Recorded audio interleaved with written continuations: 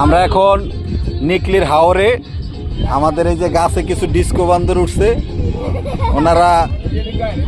ওনারা বিদেশি বানর, উনি থাইল্যান্ড থেকে এসেছে, আর আমরা যার কাছে আসছি উনি বাংলাদেশি, কিন্তু পিছনে যে আছে উনিও মোটামুটি বাংলাদেশি, কিন্তু ওই যে পিছনে যে গেছে এ হচ্ছে ডিস্কো বান্দরের সর্দার আমির সাহ।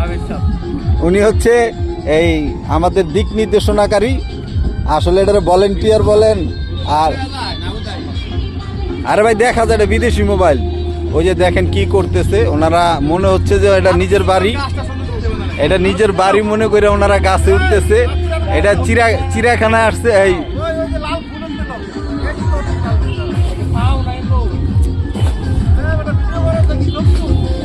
নাও মিয়া ভিডিও করতেছি না। এই যে দেখেন গাছটা কি সুন্দর গাছ। ওই যে ওদিকে ভোর যাচ্ছে গান বাজাইতে বাজাইতে। আমারে কি জাদু করিল গো সোনার কুকিলে। আর এই যে আমাদের গাছে গাছে দেখেন কত সুন্দর সুন্দর আমাদের চিল্লার ভাইয়েরা আছে। ওনারা সবাই চিল্লার সাথী, ওনারা আবার চিল্লায় যাবে। তো চিল্লায় যাওয়ার আগে একটা ভ্রমণ করতে আসছে ওনারা, যে মন ফ্রেশ করার জন্য আসছে।